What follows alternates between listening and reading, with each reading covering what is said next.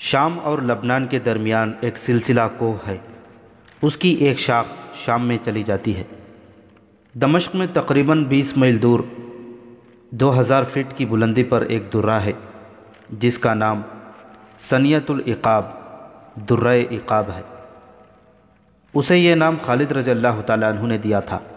دمشق کی طرف کوچ کے دوران خالد رضی اللہ تعالیٰ عنہ کا لشکر تقریباً 1 گھنٹے کے لیے رکا تھا اور حضرت خالد نے اپنا پرچم عقاب یہاں گاڑا تھا۔ مورخ لکھتے ہیں کہ خالد رضی اللہ تعالیٰ عنہ جتنی دیر وہاں رکے رہے ایک جگہ کھڑے دمشق کی طرف دیکھتے رہے۔ ان کے سامنے زرخیز، سرسبز اور شاداب علاقہ تھا۔ صحراؤں کے یہ مجاہد اتنا سرسبز اور دل نشین خطہ دیکھ کر حیرت کا اظہار کر رہے تھے۔ دمشق سے 11-12 میل دور مرج راہط نام کا ایک شہر تھا۔ اس کی تمام تر آبادی غسانیوں کی تھی۔ غسانیوں کی بادشاہی میں ہلچل بپا تھی۔ ان کے پائے تخت بصرہ میں اطلاع پہنچ چکی تھی کہ مسلمان بڑی تیزی سے بڑھے آ رہے ہیں اور عیسائی ان کے آگے ہتھیار ڈالتے چلے جا رہے ہیں۔ غسانیوں کا بادشاہ جبلہ بن ایہم غصے میں رہنے لگا تھا۔ فارسیوں کی طرح وہ بھی بار بار کہتا تھا کہ ان ذرا جتنے مسلمانوں کو اس کی بادشاہی میں داخل ہونے کی جرت کیسے ہوئی۔ اس نے اپنے جاسوس بھیج کر معلوم کر لیا تھا کہ مسلمان کس طرف سے آ رہے ہیں اور ان کی نفری کتنی ہے۔ اسے آخری اطلاع یہ ملی کہ خالد بن ولید دمشق سے کچھ دور رہ گیا ہے اور وہ مرج راہط کے راستے دمشق تک پہنچے گا۔ مرج راہط، جبلہ غسانی نے کہا اور سوچ میں پڑ گیا، پھر بھڑک کر بولا، مرج راہط؟ کیا ان دنوں وہاں میلہ نہیں لگا کرتا؟ میلہ شروع ہے، اسے جواب ملا۔ جبلہ نے اسی وقت اپنے سالاروں کو بلایا اور انہیں کچھ احکام دیے اور ان احکام پر فوراً عمل کیا جائے۔ یہ ایک جال تھا جو اس نے خالد رضی اللہ تعالیٰ عنہ کے لشکر کے لیے مرج راہط کے میلے میں بچھا دیا تھا۔ وہ عیسائی تھے جنہوں نے مسلمانوں کے آگے گھٹنے ٹیک دیے ہیں۔ اس نے کہا، مسلمان اس خوشی کے ساتھ بڑھتے آ رہے ہیں کہ ان کے راستے میں جو بھی آئے گا ان کی اطاعت قبول کر لے گا۔ رومیوں کو نیچا دکھانے والے غسانی عرب کے بدوؤں کی اطاعت قبول نہیں کریں گے۔ ہم مرج راہط میں ہی ان کا خاتمہ کر دیں گے۔ خالد رضی اللہ تعالیٰ عنہ مرج راہط کے قریب پہنچ رہے تھے اور انہیں میلہ نظر آ رہا تھا۔ بہت بڑا میلہ تھا۔ یہ غسانیوں کا کوئی تہوار تھا۔ ہزارہا لوگ جمع تھے۔ کھیل تماشے ہو رہے تھے۔ گھوڑ دوڑ اور شتر دوڑ بھی ہو رہی تھی۔ کہیں ناچ تھا، کہیں گانے تھے۔ ایک وسیع میدان تھا جس میں آدمی ہی آدمی تھے۔ ان کی تعداد 20,000 کے لگ بھگ تھی۔ خالد رضی اللہ تعالیٰ عنہ کا لشکر جب کچھ اور قریب گیا تو تہوار منانے والا یہ ہجوم دیکھتے ہی دیکھتے فوج کی صورت اختیار کر کے جنگی ترتیب میں آ گیا۔ گھوڑ سوار باقاعدہ رسالہ بن گئے۔ ہر آدمی تلوار یا برچھی سے مسلح تھا۔ عورتوں اور بچے بھاگ کر قصبے میں چلے گئے اور ہجوم جو فوج کی صورت اختیار کر گیا تھا اس طرح دائیں اور بائیں پھیلنے لگا جیسے مجاہدین کو گھیرے میں لینا چاہتا ہو۔ مجاہدین کو اپنے پیچھے سرپٹ دوڑتے گھوڑوں کا قیامت خیز شور سنائی دیا۔ ادھر دیکھا، غسانی سواروں کا ایک دستہ تلواریں اور برچھیاں تانے سمندر کی طوفانی لہروں کی طرح چلا آ رہا تھا۔ یہ تھا وہ جال جو جبلہ بن ایہم نے خالد رضی اللہ تعالیٰ عنہ کے لیے بچھایا تھا۔ ممکن نظر نہیں آتا تھا کہ حضرت خالد اپنے لشکر کو اس جال میں سے نکال سکیں گے۔ مجاہدین کی تعداد 9,000 بھی نہیں رہ گئی تھی اور جس دشمن نے انہیں اپنے جال میں لے لیا تھا اس کی تعداد 3 گنا تھی۔ مجاہدین تھکے ہوئے بھی تھے۔ 5 روزہ صحرائی سفر کے بعد وہ مسلسل پیش قدمی اور معرکہ آرائی کرتے آ رہے تھے۔ غسانیوں کے بادشاہ جبلہ نے ٹھیک سوچا تھا کہ مسلمان کوچ کی ترتیب میں آ رہے ہوں گے اور انہیں جنگی ترتیب میں آتے کچھ وقت لگے گا اور ان پر حملہ اس طرح ہوگا کہ انہیں سنبھلنے کا موقع نہیں ملے گا۔ اس نے مسلمانوں کی قلیل تعداد کو بھی پیش نظر رکھا تھا اور یہ بھی کہ مسلمان میلے کو بے ضرر لوگوں کا میلہ ہی سمجھیں گے۔ غسانیوں کو معلوم نہیں تھا کہ خالد رضی اللہ تعالیٰ عنہ میلے پر نہیں آئے تھے۔ وہ تجربہ کار سالار تھے۔ انہیں اچانک حملوں کا تجربہ ہو چکا تھا۔ انہیں احساس تھا کہ جوں جوں وہ دشمن ملک کے اندر ہی اندر جا رہے ہیں، حملوں اور چھاپوں کا خطرہ بڑھتا جا رہا ہے۔ چنانچہ وہ لشکر کو ایسی ترتیب میں رکھتے تھے کہ اچانک اور غیر متوقع حملے کا فوراً مقابلہ کیا جائے۔ ان کے عقب سے غسانیوں کے جو سوار طوفانی موجوں کی طرح آ رہے تھے وہی مسلمانوں کو کچلنے کے لیے کافی تھے۔ خالد رضی اللہ تعالیٰ عنہ کی توجہ اس رسالے پر تھی اور وہ مطمئن تھے۔ مجاہدین ایک مشین کی طرح اس صورتحال سے نمٹنے کی ترتیب میں آ گئے۔ خالد رضی اللہ تعالیٰ عنہ نے خود نعرہ تکبیر بلند کیا، جس کا مجاہدین نے رعد کی کڑک کی طرح جواب دیا۔ اس کے ساتھ ہی انہوں نے بلند آواز سے کچھ احکام دیے۔ خدا کی قسم ہم انہیں سنبھال لیں گے۔ خالد رضی اللہ تعالیٰ عنہ نے بلند آواز سے کہا، اللہ کے نام پر، محمد الرسول اللہ صلی اللہ علیہ وسلم کے نام پر۔ غسانیوں کا رسالہ بڑی تیزی سے قریب آ رہا تھا۔ اس کے پیچھے اور کچھ دائیں سے ایک اور رسالہ نکلا۔ سینکڑوں گھوڑے انتہائی رفتار سے دوڑتے آ رہے تھے۔ ان کا رخ غسانی سواروں کی طرف تھا۔ پیچھے دیکھو، کسی غسانی سوار نے چلا کر کہا۔ یہ مسلمان سوار معلوم ہوتے ہیں۔ پیچھے سے آنے والے سوار مسلمان ہی تھے۔ یہ مجاہدین کے لشکر کا عقبی حصہ تھا۔ ان سواروں نے غسانی سواروں کو آ لیا۔ غسانی سوار اس حملے کے لیے تیار نہیں تھے۔ ان کا حلہ چارج بے ترتیب ہوتے ہوتے رک گیا۔ ادھر سے خالد رضی اللہ تعالیٰ عنہ نے اپنے سوار دستے کو تیز حملے کا حکم دے دیا۔ غسانی سوار گھیرے میں آ کر سکڑنے لگے۔ پھر وہ اتنے سکڑ گئے کہ ان کے گھوڑوں کو ایک قدم بھی دائیں بائیں اور آگے پیچھے ہلنے جلنے کی جگہ نہیں ملتی تھی۔ اس کے ساتھ ہی خالد رضی اللہ تعالیٰ عنہ نے شتر سوار تیر اندازوں کو میلے والے لشکر پر تیر برسانے کا حکم دے دیا اور دوسرے دستوں کو دشمن کے پہلوؤں پر حملے کے لیے بھیج دیا۔ انہوں نے اپنے دستے سے سامنے سے حملہ کیا۔ یہ عقل اور جذبے کی لڑائی تھی۔ غسانی پیادوں کو اپنے گھوڑ سواروں پر بھروسہ تھا جو اب مجاہدین کی تلواروں سے کٹ رہے تھے۔ یہ معرکے سے نکل کر بھاگ رہے تھے۔ خالد رضی اللہ تعالیٰ عنہ کی کوشش یہ تھی کہ دشمن کے لشکر کے عقب میں چلے جائیں تاکہ دشمن شہر میں نہ جا سکیں۔ خالد رضی اللہ تعالیٰ عنہ کے حکم سے غسانیوں کے خیموں کو آگ لگا دی گئی۔ یہ خیمے میلے کے لیے لگے ہوئے تھے۔ شعلوں نے غسانیوں پر خوف طاری کر دیا۔ ان کے حوصلے تو یہی دیکھ کر ٹوٹ گئے تھے کہ انہوں نے جو جال بچھایا تھا وہ بری طرح ناکام ہو گیا تھا۔ غسانیوں کے پاؤں اکھڑنے لگے۔ ان کا جانی نقصان اتنا زیادہ ہو رہا تھا کہ خون دیکھ کر وہ گھبرا گئے۔ آخر وہ بھاگنے لگے۔ حضرت خالد بار بار اعلان کرا رہے تھے کہ اپنے شہر کو تباہی سے بچانا چاہتے ہو تو باہر رہو۔ شام تک خالد رضی اللہ تعالیٰ عنہ اس شہر سے مال غنیمت اور بہت سے قیدی اکٹھے کر چکے تھے۔ شہر میں ان عورتوں کی بین سنائی دے رہی تھی جن کے خاوند، بھائی، باپ اور بیٹے مارے گئے تھے۔ خالد رضی اللہ تعالیٰ عنہ نے رات کو ابو عبیدہ رضی اللہ تعالیٰ عنہ کے نام پیغام بھیجا کہ وہ خالد کو بصرہ کے قرب و جوار میں ملے۔ بصرہ غسانی حکومت کا پایہ تخت تھا۔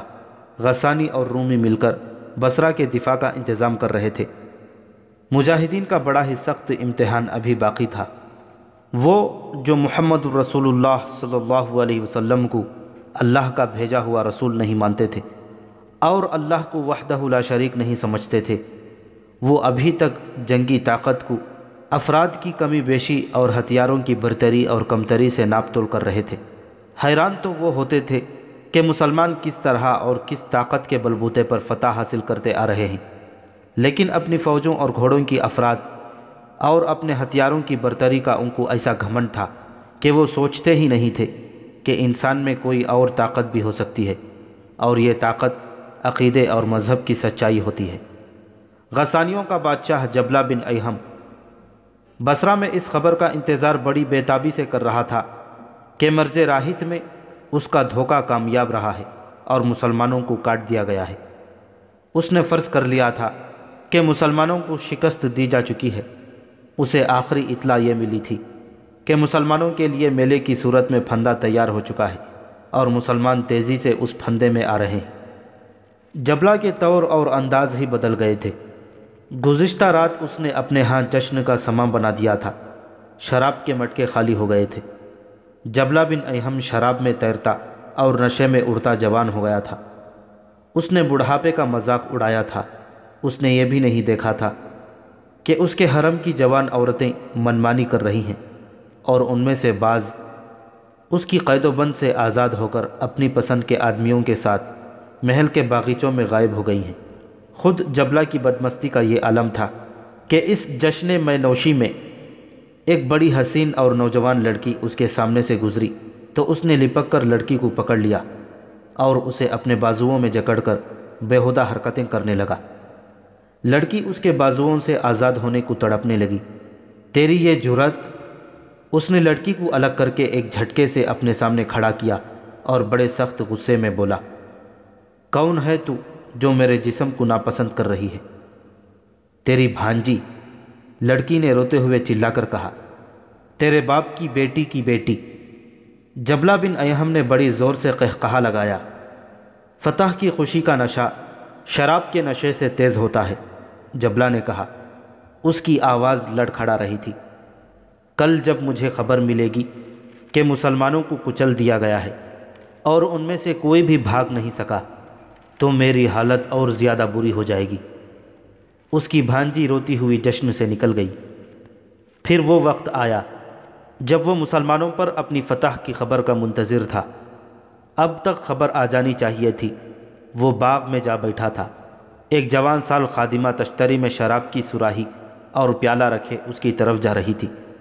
ادھر سے دربان بڑا تیز چلتا اس تک پہنچا۔ آیا ہے کوئی؟ جبلہ نے بےتاب ہو کر دربان سے پوچھا۔ کوئی مرج راہد سے آیا ہے؟ قاصد آیا ہے، دربان نے دبے دبے سے لہجے میں کہا۔ زخمی ہے، بھیجو اسے، جبلہ نے جوش سے اٹھتے ہوئے کہا۔ وہ فتح کی خبر لایا ہے، اسے جلدی میرے پاس بھیجو۔ خادمہ تشتری اٹھائے اس کے قریب کھڑی تھی۔ ادھر سے ایک زخمی چلا آ رہا تھا۔ وہیں سے کہو کہ تم فتح کی خبر لائے ہو، جبلہ بن ایہم نے کہا۔ زخمی قاصد نے کچھ بھی نہ کہا۔ وہ چلتا آیا۔ اس کے کپڑے اپنے زخموں کے خون سے لال تھے۔ اس کا سر کپڑے میں لپٹا ہوا تھا۔ کیا تم اتنے زخمی ہو کہ بول نہیں سکتے؟ جبلہ نے بلند آواز سے پوچھا۔ بول سکتا ہوں، قاصد نے کہا، لیکن جو خبر لایا ہوں وہ اپنی زبان سے سنانے کی جرت نہیں۔ کیا کہہ رہے ہو؟ جبلہ کی آواز دب سی گئی۔ کیا مسلمان پھندے میں نہیں آئے؟ آ کر نکل گئے ہیں؟ ہاں، قاصد نے شکست خوردہ آواز میں کہا، وہ نکل گئے ہیں۔ انہوں نے ایسی چال چلی کہ ہم ان کے پھندے میں آ گئے۔ اپنی فوج کٹ گئی ہے، مرج راہد کو انہوں نے لوٹ لیا ہے۔ جبلہ بن ایہم نے تشتری سے شراب کی سراہی اٹھائی۔ خادمہ نے پیالہ اٹھا کر اس کے آگے کیا۔ جبلہ نے سراہی بڑی زور سے قاصد پر پھینکی۔ قاصد بہت قریب کھڑا تھا۔ سراہی اس کے ماتھے پر لگی۔ وہ تیورا کر گرا۔ جبلہ نے خادمہ کے ہاتھ سے پیالہ چھین کر اس کے منہ پر مارا اور لمبے لمبے ڈگ بھرتا وہاں سے چلا گیا۔ غسانیوں کے بادشاہ کا محل ماتمی فضا میں ڈوب گیا۔ مرج راہد کے بھگوڑے غسانی بصرہ میں آ گئے اور بصرہ ماتمی شہر بن گیا۔ اصل ماتم تو ان کے ہاں تھا جن کے بیٹے، بھائی، خاوند اور باپ اس پھندے میں آ کر مارے گئے تھے جو انہوں نے خالد رضی اللہ تعالیٰ عنہ کے مجاہدین کے لیے تیار کیا تھا۔ اس ماتم کے ساتھ ایک دہشت بھی آئی تھی اور یہ دہشت ہر گھر میں پہنچ گئی تھی۔ ان کے تیر زہر میں بجھے ہوئے ہوتے ہیں، کسی کو اس تیر سے خراش آ جائے تو بھی وہ مر جاتا ہے۔ ان کے گھوڑے پروں والے ہیں، کہتے ہیں ہوا سے باتیں کرتے ہیں۔ ان مسلمانوں کا رسول جادوگر تھا، نعوذ باللہ، اس کا جادو چل رہا ہے۔ ان کے سامنے لاکھوں کی فوج بھی نہیں ٹھہر سکتی۔ سنا ہے دل کے بڑے نرم ہیں، جو ان کے آگے ہتھیار ڈال دیتے ہیں انہیں وہ گلے لگا لیتے ہیں۔ جس شہر میں ان کا مقابلہ ہوتا ہے اس شہر کی اینٹ سے اینٹ بجا دیتے ہیں، کسی کو زندہ نہیں چھوڑتے، لڑنے والوں کو پکڑ کر لے جاتے ہیں۔ دبی دبی سی ایسی آوازیں بھی سنائی دیتی تھیں۔ مذہب ان کا سچا معلوم ہوتا ہے، وہ اللہ اور اس کے رسول صلی اللہ علیہ وسلم کو مانتے ہیں، یہی ان کی طاقت ہے، جنون سے لڑتے ہیں۔ ان لوگوں پر جو حیرت اور دہشت طاری ہو گئی تھی اس میں وہ حق بجانب تھے۔ تم لوگ بصرہ کو بھی نہیں بچا سکو گے۔ جبلہ بن ایہم قہر برے لہجے میں اپنے سالاروں سے کہہ رہا تھا۔ تمہاری بزدلی کو دیکھ کر میں نے رومیوں کو مدد کے لیے پکارا ہے۔ اگر تم مسلمانوں کو شکست دے دیتے تو میں رومیوں کے سینے پر کودتا، ان پر میری دھاک بیٹھ جاتی، مگر تم نے مجھے کہیں کا نہیں چھوڑا۔ رومی ہمارے پایا تخت کی حفاظت کرنے آئے ہیں۔ وہ اپنے سالاروں کو کوس ہی رہا تھا کہ اسے اطلاع ملی کہ مسلمانوں کی ایک فوج بصرہ کی طرف بڑھی آ رہی ہے۔ اتنی جلدی؟ اس نے گھبرائے ہوئے لہجے میں کہا۔ مرج راہد سے وہ اتنی جلدی بصرہ تک کس طرح آ گئے ہیں؟ رومی سالار کو اطلاع دو۔ رومی فوج جو خالد رضی اللہ تعالیٰ عنہ کی کامیابیوں کی خبریں سن کر جبلہ بن ایہم کی مدد کو آئی تھی، وہ بصرہ کے باہر خیمہ تھی۔ اس کے سالار کو اطلاع ملی کہ مسلمانوں کی فوج آ رہی ہے، تو سالار نے فوج کو تیاری کا حکم دے دیا۔ اس فوج میں عرب عیسائی بھی تھے۔ فوج جو بصرہ کی طرف بڑھی آ رہی تھی وہ خالد رضی اللہ تعالیٰ عنہ کی نہیں تھی۔ یہ ایک مسلمان سالار شرجیل رضی اللہ تعالیٰ عنہ بن حسنہ کا لشکر تھا، جس کی نفری 4000 تھی۔ مسلمان لشکر جو شام کی فتح کے لیے بھیجا گیا تھا، یہ اس کا ایک حصہ تھا۔ خلیفۃ المسلمین کے احکام کے مطابق سالار ابو عبیدہ رضی اللہ تعالیٰ عنہ نے لشکر کے دوسرے حصوں کو بھی یکجا کر کے اپنی کمان میں لے لیا تھا۔ بصرہ پر شرجیل رضی اللہ تعالیٰ عنہ کے حملے کا پس منظر یہ تھا کہ خلیفۃ المسلمین نے ابو عبیدہ رضی اللہ تعالیٰ عنہ کو ایک خط لکھا تھا۔ میں نے خالد بن ولید کو یہ کام سونپا ہے کہ رومیوں پر چڑھائی کرے، تم پر اس کی اطاعت فرض ہے، کوئی کام اس کے حکم کے خلاف نہ کرنا۔ میں نے اسے تمہارا امیر مقرر کیا ہے۔ مجھے احساس ہے کہ دین کے معاملات میں تم خالد سے برتر ہو اور تمہارا رتبہ اونچا ہے، لیکن جنگ کی جو مہارت خالد کو ہے وہ تمہیں نہیں۔ اللہ ہم سب کو صراط مستقیم پر چلنے کی توفیق دے۔ خالد رضی اللہ تعالیٰ عنہ کو اس لشکر کا سالار اعلیٰ مقرر کیا گیا۔ جس وقت خالد رضی اللہ تعالیٰ عنہ اپنے راستے میں آنے والی تمام رکاوٹوں کو کچلتے جا رہے تھے، اس وقت ابو عبیدہ رضی اللہ تعالیٰ عنہ فارغ بیٹھے تھے۔ حضرت خالد نے جب مرج راہد کے مقام پر بھی دشمن کو شکست دے دی تو ابو عبیدہ رضی اللہ تعالیٰ عنہ نے اپنے سالاروں کو بلایا۔ اس وقت ابو عبیدہ رضی اللہ تعالیٰ عنہ کے دستے دریائے یرموک کے شمال مشرق میں ایک مقام حوران میں تھے۔ ان کے ماتحت 2 سالار تھے، ایک شرجیل بن حسنہ اور دوسرے یزید بن ابی سفیان۔ رفیقوں، ابو عبیدہ رضی اللہ تعالیٰ عنہ نے دونوں سالاروں سے کہا، ہم کس طرح شکر ادا کریں اللہ تبارک و تعالیٰ کا جو ابن ولید کو راستے میں آنے والے ہر دشمن پر حاوی کرتا جا رہا ہے؟ کیا تم نے نہیں سوچا کہ ہم ابن ولید کے کسی کام نہیں آ رہے؟ وہ جوں جوں آگے بڑھتا جاتا ہے اس کی مشکلات خطرناک ہوتی جا رہی ہیں۔ اس کا لشکر تھک کر بے حال ہو چکا ہوگا۔ آگے دمشق ہے، بصرہ ہے، غسانی ہے، عیسائی اور رومی ہیں۔ کیا یہ تینوں یہ نہیں سوچ رہے ہوں گے کہ مسلمان کو آگے آنے دیں، اور جب وہ مسلسل کوچ اور لڑائیوں سے شل ہو جائیں اور ان کی نفری کم ہو جائے تو انہیں کسی مقام پر گھیر کر ختم کر دیا جائے؟ رومیوں نے ایسا ضرور سوچا ہوگا۔ سالار یزید رضی اللہ تعالیٰ عنہ نے کہا، رومی لڑنے والی قوم ہے اور اس کے سالار عقل والے ہیں۔ خدا کی قسم میں رومیوں کو ایسا موقع نہیں دوں گا۔ ابو عبیدہ رضی اللہ تعالیٰ عنہ نے پرجوش لہجے میں کہا، کیا ہم اتنی دور سے ابن ولید کی کوئی مدد نہیں کر سکتے؟ بے شک کر سکتے ہیں۔ تو نے جو سوچا ہے وہ ہمیں بتا ابو عبیدہ۔ شرجیل بن حسنہ نے کہا، اللہ اس کا مددگار ہے۔ ابن ولید کے آگے دمشق اور بصرہ 2 ایسے مقام ہیں جہاں رومیوں اور غسانیوں نے اپنی فوجیں جمع کر رکھی ہوں گی۔ ابو عبیدہ رضی اللہ تعالیٰ عنہ نے کہا، اس سے پہلے کہ سالار اعلیٰ ابن ولید بصرہ پہنچے، ہم بصرہ پر حملہ کر دیتے ہیں۔ اس سے یہ ہوگا کہ رومی اور غسانی بھی تازہ دم نہیں رہیں گے۔ ابن حسنہ، ابو عبیدہ نے شرجیل سے کہا، میں یہ کام تمہیں سونپتا ہوں، 4000 نفری کافی ہوگی۔ ابو عبیدہ رضی اللہ تعالیٰ عنہ نے سالار شرجیل بن حسنہ رضی اللہ تعالیٰ عنہ کو ہدایات دیں اور بصرہ کو روانہ کر دیا۔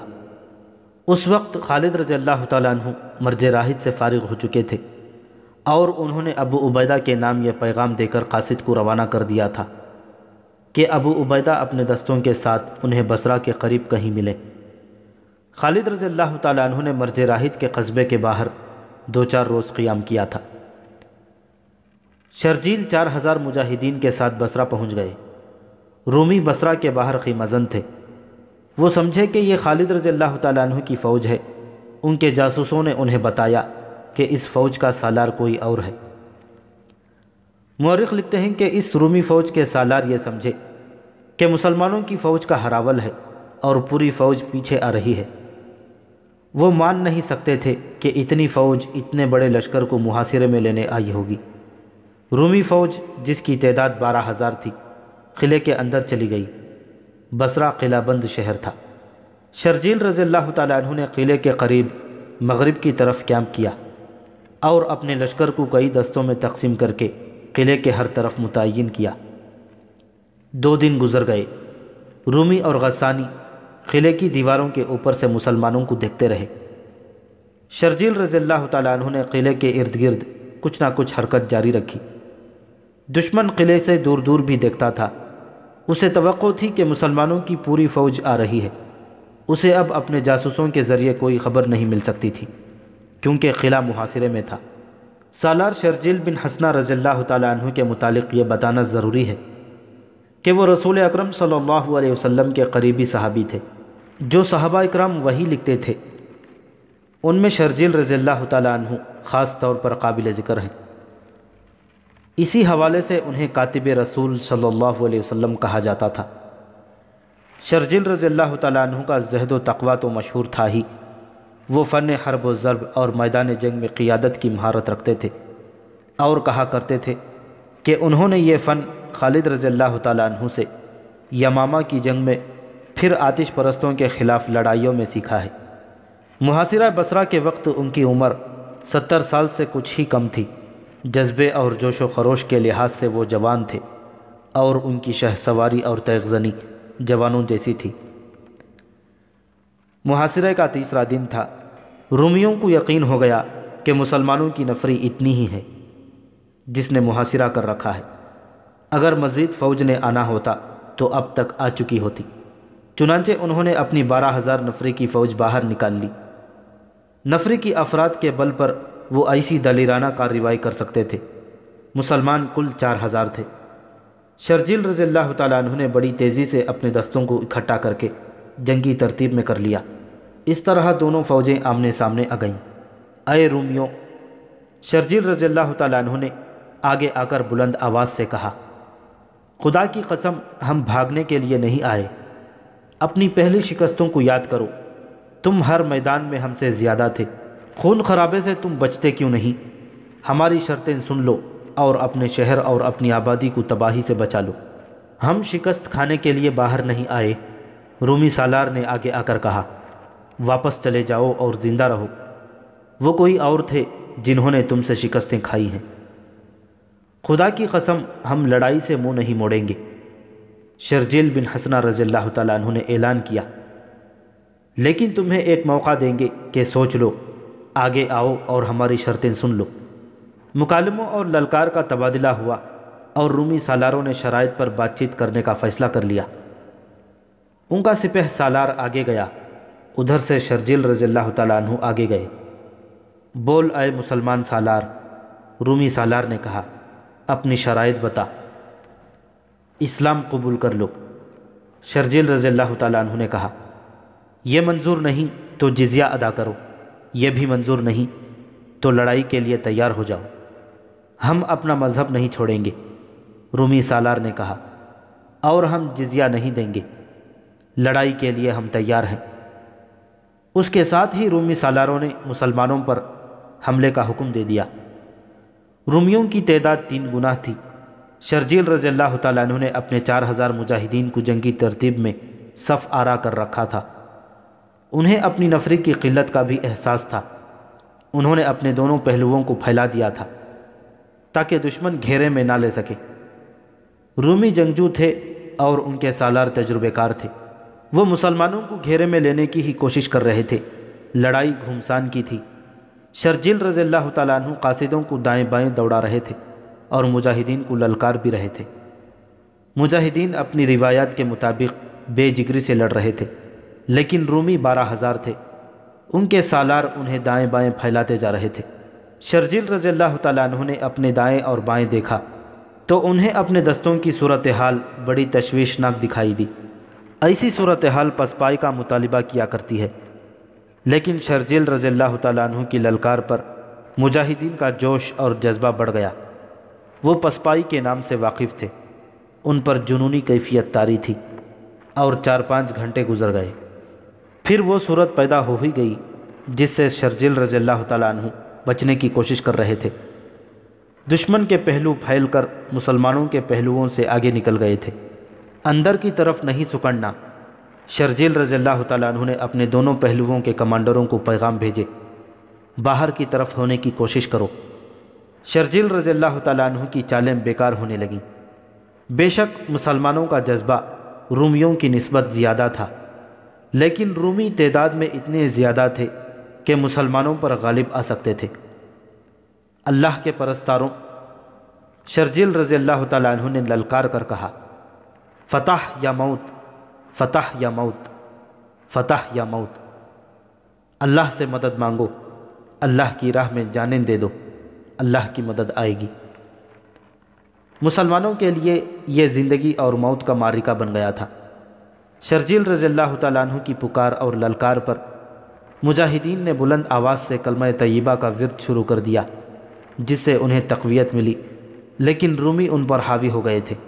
مسلمانوں کے جوش اور جذبے میں قہر پیدا ہو گیا تھا۔ رومی فوج مسلمانوں کے عقب میں چلی گئی۔ اب مسلمانوں کا کچلا جانا یقینی ہو گیا تھا۔ رومی جو مسلمانوں کے عقب میں چلے گئے تھے، انہیں اپنے عقب میں گھوڑے سرپٹ دوڑنے کا طوفانی شور سنائی دیا۔ انہوں نے پیچھے دیکھا تو سینکڑوں گھوڑے ان کی طرف دوڑے آ رہے تھے۔ ان کے آگے 2 سوار تھے جن کے ہاتھوں میں تلواریں تھیں۔ ان میں سے ایک کے سر پر جو امامہ تھا اس کا رنگ سرخ تھا۔ وہ خالد رضی اللہ تعالیٰ عنہ تھے۔ خالد رضی اللہ تعالیٰ عنہ اپنے لشکر کے ساتھ بصرہ کی طرف آ رہے تھے۔ ان کے راستے میں دمشق آیا تھا، لیکن وہ دمشق سے ہٹ کر گزر آئے تھے۔ پہلے وہ بصرہ کو فتح کرنا چاہتے تھے۔ یہ اللہ کے اشارے پر ہوا تھا۔ اللہ نے کاتب رسول صلی اللہ علیہ وسلم کی پکار اور دعا سن لی تھی۔ خالد رضی اللہ تعالیٰ عنہ جب کوچ کرتے تھے تو اپنے جاسوسوں کو بہت آگے بھیج دیا کرتے تھے۔ بصرہ کی طرف آتے وقت بھی انہوں نے جاسوسوں کو بہت آگے بھیج دیا تھا۔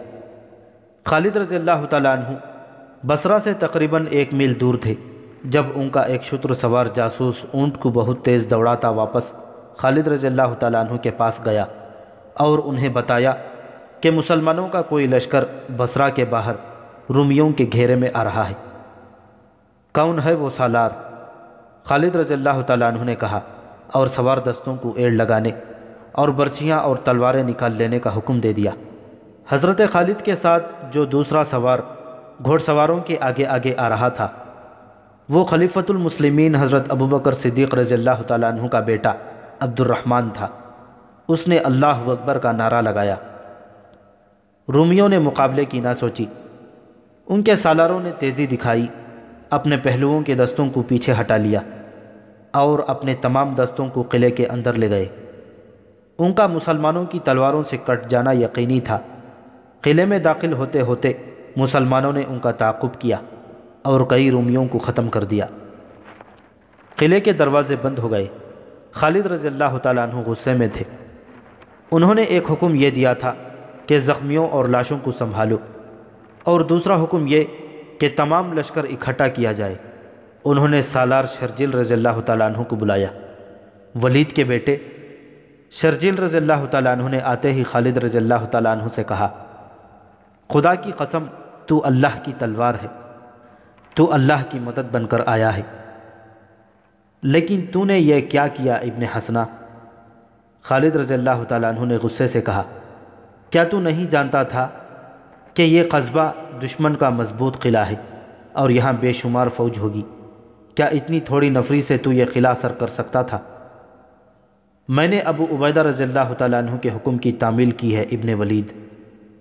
شرجیل رضی اللہ تعالیٰ عنہ نے کہا، آہ ابو عبیدہ، خالد رضی اللہ تعالیٰ عنہ نے آہ لے کر کہا، میں اس کا احترام کرتا ہوں، وہ متقی اور پرہیزگار ہے، لیکن میدان جنگ کو وہ اچھی طرح نہیں سمجھتا۔